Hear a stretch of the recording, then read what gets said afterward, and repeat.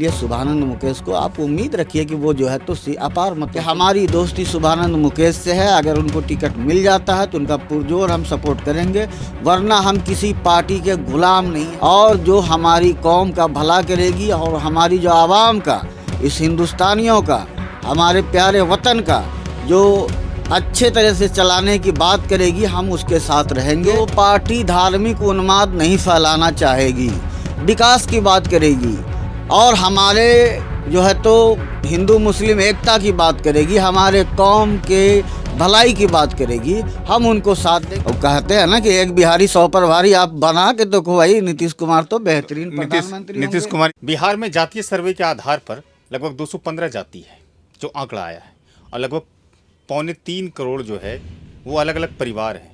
अब इस जातीय समीकरण के हिसाब से अगर जातियों के प्रतिशत का आंकड़ा हम इस वीडियो में करेंगे तो सबसे ज़्यादा अत्यंत पिछड़ा का है 36%, जो कि 36.5% हो सकता है। उसके बाद पिछड़ा का है 26%, 27%। उसके बाद अनुसूचित जाति का है लगभग 20%। उसके बाद जो आता है अनुसूचित जनजाति का आता है। यानी कुल मिलाकर के यह कहा जा सकता है कि बिहार के जातीय सर्वे के आधार पर अगर इसके आंकड़ों की अगर हम बात करते हैं तो सब सर्वाधिक जो है वो कहीं ना कहीं अत्यंत पिछड़ा वर्ग आता है। बिहार में सरकार है जदयू की और राजद की, और ये दोनों ही पार्टियां इन्हीं जाति के आधार पर सरकार के बोलबाले को पिछले 33 वर्षों से चलाते आ रहे हैं, यानी कि सरकार उसकी चलती आ रही है। राजनीतिक विश्लेषक कहिए या सामाजिक कार्यकर्ता कहिए, तनवीर हसन का नाम इन दोनों ही फ्रेम में बहुत ही सुटेबल बैठता है। तो आज जो ये कहा जा रहा है कि जिसकी जितनी जनसंख्या यानी जिसकी जितनी भागीदारी उसकी उतनी हिस्सेदारी, अब उसी को लेकर के आज भी इंडिया गठबंधन की बैठक संपन्न हुई है। तमाम मुद्दों को लेकर के जुड़ेंगे तनवीर हसन साहब से और खरी खरी बात करेंगे और खरा खरा जवाब भी लेंगे। 2024 में लोकसभा चुनाव है और बिहार में चूंकि जाति सर्वे आया है तो उस पर कहा जा रहा है कि जिसकी जितनी हिस्सेदारी उसकी उतनी भागीदारी मिलेगी। नीतीश कुमार की सरकार और राजद की सरकार यहाँ चल रही है, कांग्रेस सहयोगी दल है उसका। मुसलमानों की आबादी 15% से अधिक कुछ बताई जाती है। आप हमेशा से मुसलमानों के मुद्दे पर मुखर रहे हैं, उसकी सिफारिश वकालत करते रहे हैं। लोकसभा में टिकट देने की शुरुआत से हम लोग बातचीत का शुरुआत करते हैं। क्या मुसलमानों की हिस्सेदारी होनी चाहिए लोकसभा में, और कितनी होनी चाहिए और कितना नहीं होना चाहिए? देखिए, बहुत बहुत शुक्रिया आपका। और आप जो बोल रहे हैं, हम सिर्फ मुसलमानों की ही बात नहीं करते हैं। ये आप अलग से आप एक तरह से हमको मुझे मुहर मार रहे हैं, ये मुहर हटाइए। हम सेकुलर आदमी हैं भाई, हर धर्म हर समाज की बात करते हैं, सबको साथ लेके चलने की बात करते हैं। और रही बात के अब हिस्सेदारी की, तो पार्टियां खुद बोल रही है कि भाई आप जितने हो उतने ले जाओ। तो लोकसभा में तो बिल्कुल मिलना ही चाहिए, जिसकी जितना के मतलब प्रतिशत है। जनरल अगर हम 15 या 16-17% हैं, कुछ चूक भी हुई है। अख्तरुल ईमान साहब बोल रहे थे कि कुछ, हम एक बार वीडियो देख रहे थे जो ईरानी मूल का था, उसमें चूक हुई थी, छोड़ दिया गया था या भूल बस जो भी हो। तो जितना जिसका शेयर बनता है बिल्कुल उनको मिलना चाहिए। अब ये कहा जा सकता है कि 2024 के लोकसभा में जो सरकार बनेगी, जिस तरह की पार्टी हिमायत कर रही है कि जिसकी जितनी हिस्सेदारी, उसके आधार पर मुसलमानों की स्थिति सुधर सकती है। 70 साल का जो यात्रा मुसलमानों ने किया है खास तौर से, हालांकि ठीक है सेकुलर बातें आप करते हैं, लेकिन बिहार में मुसलमानों अल्पसंख्यक की बात करना भी बहुत ज़रूरी होता है। तो अगर चुनाव जीतती है या फिर चुनाव में अगर अच्छा प्रदर्शन करती है, इंडिया गठबंधन सरकार बना लेती है, तो क्या ये उम्मीद करें अल्पसंख्यक बिरादरी की अब 2024 से जो हमारा सफ़रनामा आगे का होगा वो बेहद आर्थिक रूप से, सामाजिक रूप से और हर तरह से हमारी मजबूती मिलेगी? देखिए, सबसे बड़ी बात है कि हालत जो सुधरने की बात कर रहे हैं, तो हम तो शुरू से आप इतिहास देखिए तो जो भी पार्टियां हैं आज़ादी के बाद, उसमें मेरा कितना बड़ा रोल था हमारे आबो अजदाद का। तो स्थिति बिगड़ती चली गई, सुधरा क्यों? आप खुद को जब तक नहीं सुधारना चाहिएगा तब तक आपकी हालत सुधरने वाली नहीं है। हमको ये समझना होगा कि हम खुद को सुधार लें, खुद को तालीम पर पुरजोर कोशिश करें, जोर दें। हमारे पास तो ऐसे मदारिस बरसों से है जहाँ कि आप बगैर पैसा के आप तालीम हासिल कर सकते हैं। लेकिन मदरसा का पैटर्न क्या है? वो तो उर्दू, हिंदी, अरबी तक ही सीमित रखते हैं। नहीं। हाल के दिनों में ठीक है साइंस की पढ़ाई हुई है, लेकिन आज भी अगर पढ़ाई की बात करेंगे डॉक्टर साहब तो स्कूल की तुलना में तो मदरसा तालीम के मामले में बहुत कमज़ोर है। देखिए, स्कूल की तुलना में मदरसा कमज़ोर था है नहीं। हम उनकी बात कर रहे हैं जो कि अगर ये दुहाई दे दे कि मतलब हमारे पास ये नहीं है, ज़रिया नहीं है, तो ज़रिया है, सब कुछ है, सफिशिएंट है, सारा संसाधन है। आप बगैर शिक्षा के आप में सुधार नहीं हो सकती है। आपको पहले शिक्षा हासिल करना होगा, और कोई भी पार्टी से ये उम्मीद लगाना कि ये हमारी हालत को सुधार देगा, ये बेईमानी है। यहाँ यह सेकुलर के नाम पर सिर्फ ढोंग है।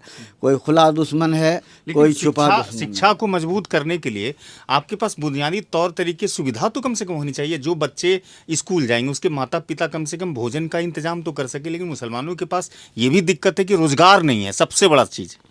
देखिए, बिल्कुल सही बात है कि रोज़गार नहीं है, और ये बहुत अफसोसनाक बात है कि रोज़गार नहीं है। तो क्यों नहीं है, उस पर भी चर्चा होनी चाहिए। नौकरी में संख्या कम है, बिल्कुल उसके साथ भेदभाव किया जाता है। अरे भाई, इसमें तो कोई शक ही नहीं है। अब हमको बोलने दीजिएगा कि आप ही सारी बात बोल दीजिएगा। आप बोलिए ना। मतलब आप लेफ्ट राइट वाला कह देगा कि गोदी मीडिया है भाई।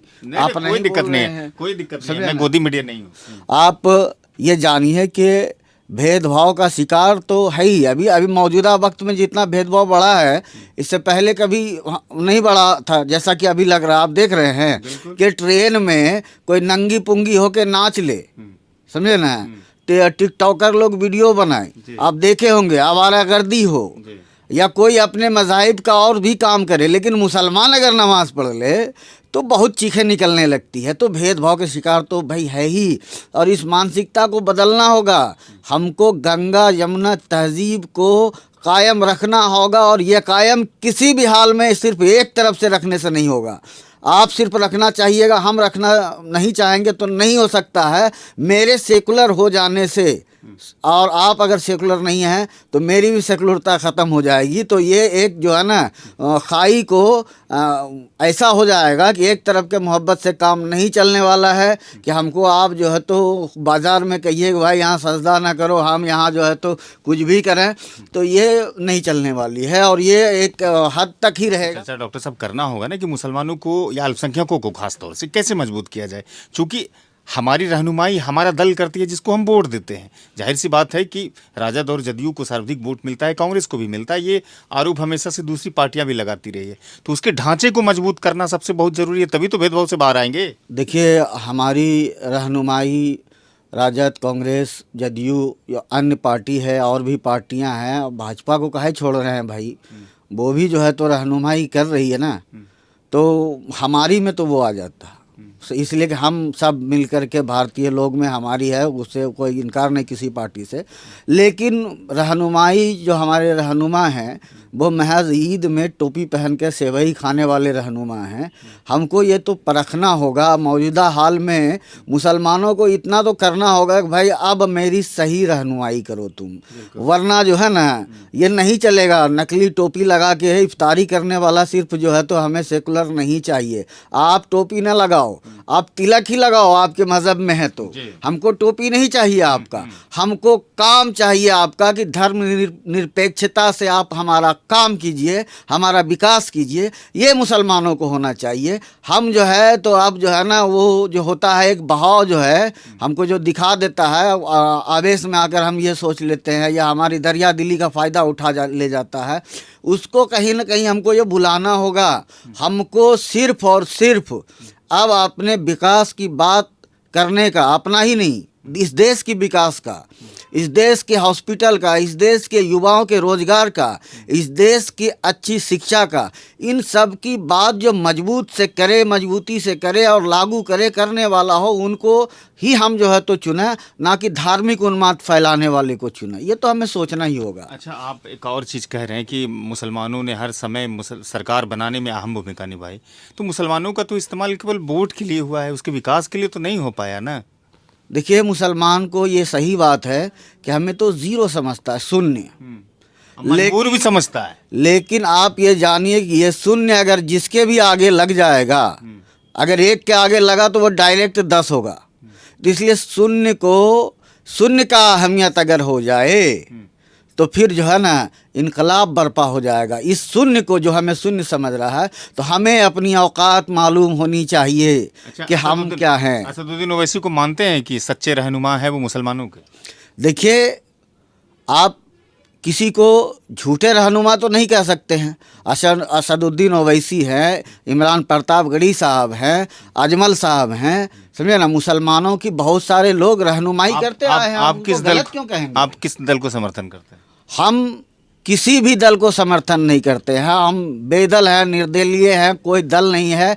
हम जो कौम को जो फ़ायदा देगा, हिंदुस्तान को जो फ़ायदा समझ में आएगा आने वाले समय में, उसके साथ में हम रहेंगे। आए दिन हम जो है तो अभी फ़िलहाल हम आपको बता दें कि हमारी दोस्ती शुभानंद मुकेश से है। अगर उनको टिकट मिल जाता है तो उनका पुरजोर हम सपोर्ट करेंगे, वरना हम किसी पार्टी के गुलाम नहीं हैं। और जो हमारी कौम का भला करेगी और हमारी जो आवाम का, इस हिंदुस्तानियों का, हमारे प्यारे वतन का जो अच्छे तरह से चलाने की बात करेगी, हम उसके साथ रहेंगे। चलिए, आप समर्थन की बात करते हैं या फिर नेतृत्व की बात करते हैं? असदुद्दीन ओवैसी करते हैं तो आप उसको बुरा नहीं कहेंगे, दूसरे लोग भी जो करते हैं उसको नहीं करेंगे। शाहनवाज साहब लंबे समय से भारतीय जनता पार्टी में, अगर वो करेंगे तो क्या उनको समर्थन करेंगे? देखिए, हम तो आपको कह दिए कि जो पार्टी धार्मिक उन्माद नहीं फैलाना चाहेगी, विकास की बात करेगी और हमारे जो है तो हिंदू मुस्लिम एकता की बात करेगी, हमारे कौम के भलाई की बात करेगी, हम उनको साथ देंगे। वक्त आने पर पता चल जाएगा। आपको नहीं समझ में आ रहा है कि कौन सी पार्टी जो है तो किस रुख में चल रही है? तो जैसा आप करिएगा हम वैसा करेंगे, वैसा स्टेप लेंगे, वैसा कदम उठाएंगे। बिहार में जिस समय अभी जो सरकार है जिसकी, उसने खास तौर से अल्पसंख्यक के लिए कितना काम किया, आपकी नज़र में बताइए। देखिए, पहली बार जो मुख्यमंत्री बने हमारे नीतीश कुमार बाबू, जो काम उन्होंने उस समय किया, उसको आप मिला के देखिएगा तो उसके मुकाबले में कुछ नहीं किया। अच्छा, आज इंडिया गठबंधन की बैठक हुई है लगभग, आप अपना ओपिनियन बताइए कि अगर प्रधानमंत्री के चेहरे के रूप में प्रोजेक्ट किया जाएगा इंडिया गठबंधन की तरफ से नीतीश कुमार, तो क्या सही रहेगा या कोई दूसरा विकल्प आपके जहन में है? बिल्कुल सही रहेगा। कौन नहीं चाहेगा भाई मोदी जी को टक्कर दे कि हमारा बिहार से जो है तो चेहरा उभर करके आए। और कहते हैं ना कि एक बिहारी 100 पर भारी। आप बना के देखो भाई, नीतीश कुमार तो बेहतरीन प्रधानमंत्री होंगे। नीतीश कुमार जी दे देंगे मोदी जी को टक्कर? टक्कर क्या, उठा के पटक देंगे वो संवैधानिक तरीके से। कहने का मेरा मतलब ये है कि वोट का वो टक्कर दे देंगे। अभी तो लोकसभा का एक बोला कि कार्यक्रम होने वाला है वाराणसी में, तो बोला कि भीड़ ही नहीं जुट रहा नीतीश कुमार को, तो बैक आ गए, डेट एक्सटेंड कर दिया, कॉलेज प्रशासन पर दबाव तरह तरह के। बीजेपी ने कहा कि सच्चाई तो ये है कि कोई भीड़ ही नहीं थी, इसलिए मुख्यमंत्री जी वहाँ से सस्पेंड कर दिए अपने कार्यक्रम को, मालूम है कि ना? देखिए, आप पक्ष विपक्ष का आरोप लगाने का काम है। हम तो कई बार देखे कि भीड़ नहीं जुटा। एक बार बोला ना कि जान बचा के आ गया, पंजाब में चन्नी था और प्रधानमंत्री खुद दिए थे कि भाई हम जान बचा के किसी तरह से आए। तो वहाँ भी उन्होंने पंजाब के जो दल था उन्होंने कहा कि नहीं नहीं, यहाँ भाजपा का भीड़ ही नहीं जुटा था, इसीलिए जो है तो मोदी जी यहाँ नहीं आए और आरोप लगा रहे। तो आरोप प्रत्यारोप तो ये राजनीति का एक मतलब होते रहता है, इसमें कोई शक नहीं है। बाकी है कि आप सच्चाई को परखिए, सच्चाई को देखिए। आरोप से कोई वास्ता नहीं रखना चाहिए। अब कोई मुख्यमंत्री जाए, प्रधानमंत्री जाए, भीड़ नहीं जुट रहा है, ये सब बेतुका बातें हैं। भीड़ तो जुटेगा ही, कम हो ये अलग मामला है। आखिर में एक सवाल आपसे लेंगे। 2025 में कहा जा रहा है कि विधानसभा के चुनाव होंगे। बहुत सारे लोग कहते हैं कि 2024 के साथ विधानसभा भी हो जाएगा, यानी लोकसभा विधानसभा दोनों होगा। एक मरतबा कांग्रेस के टिकट पर चुनाव लड़ चुके हैं शुभानंद मुकेश, हार मिली। अभी वर्तमान में पवन यादव विधायक है। इस मरतबा टिकट अगर मिलता है तो जीत पाएंगे वो? जी बेशक, हमको तो उम्मीद है कि अगर टिकट मिलता है तो अपार वोट से जीतेंगे। इसमें जीतने का कारण बताइए। बहुत सारा कारण है। जो पब्लिक के बीच में वो जा रहे हैं, जो बैठ रहे हैं, जो उनकी सरगर्मी है, जो मेहनत कर रहे हैं, जो लोगों से मिल रहे हैं, लोगों का हाल हवाल ले रहे हैं, लोगों की समस्याओं को समझ रहे हैं। हमको मौजूदा दौर का उसका जो विपक्ष कहिए या जो भी कहिए, वो समझ में नहीं आ रहा है कि जनता के बीच में भी कोई जा रहा है। ये हम जो बोलते हैं ऐसा नहीं कि फेंक फाक वाली बात बोलते, ये एक सच्चाई है कि जनता के बीच में जो नहीं जा रहा है, जनता से जो रूबरू किसी हम अगर आपसे बात कर रहे हैं तो ये हमारा मैसेज जनता के बीच में जा रहा है, समझे ना? तो उससे हमारा ताल्लुकात इस जरिए से भी बढ़ रहा है। और आप किसी ज़रिए से जनता के बीच ना जाएं, खाली वोट मांगने चले जाएं, तो बेचारी जनता आपको वोट नहीं देगी, बल्कि संवैधानिक वोट का तमाचा मार के भगा देगी। इसलिए शुभानंद मुकेश को आप उम्मीद रखिए कि वो जो है तो अपार मतों से जीतेंगे। सरकार तो देखिए, कोई भी ये जानता है कि भाई जो मोहब्बत करने वाले लोग हैं उन्हीं की सरकार बनना चाहिए। ये बुद्ध की धरती है बिहार, यहाँ से महात्मा बुद्ध जो है तो पैदा हुए, हमारे पड़ोस के ज़िले से, गया से, और उन्होंने संदेश दिया था कि तोड़ो नहीं जोड़ो। तो जो जोड़ने वाले लोग हैं, जीत उन्हीं की होनी चाहिए, और हम दुआ भी करेंगे वही जीते, और तोड़ने वाले लोगों को ईश्वर तोड़ तोड़ के रख दे। शुक्रिया बातचीत के लिए और समय देने के लिए डॉक्टर साहब, बहुत बहुत शुक्रिया। बहुत बहुत शुक्रिया, आपका भी बहुत बहुत शुक्रिया। तो ये डॉक्टर तनवीर हसन साहब थे, जो अपनी बातों को बेबाकी से रख रहे थे और कहा कि 2024 के लोकसभा चुनाव में ज़रूर है कि मोहब्बत करने वाली पार्टी ही जीतेगी, जो जोड़ती है उसकी बात की जानी चाहिए, तोड़ने वाले की बात नहीं होनी चाहिए।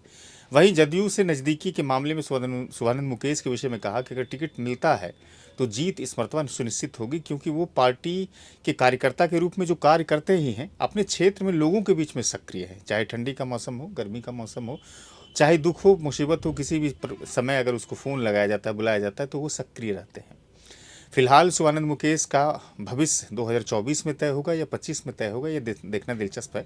अगर बातचीत अच्छी लगी हो हमारी और डॉक्टर साहब के बीच में, तो अपने दोस्तों के बीच में वीडियो को सर्कुलेट करवाइए, साझा कीजिए, चैनल पर जाइए, सब्सक्राइब कर लीजिए, पेज भी है हमारे फेसबुक पर, वहाँ भी जाइए और अंशदान कीजिए फॉलो और लाइक करके। धन्यवाद।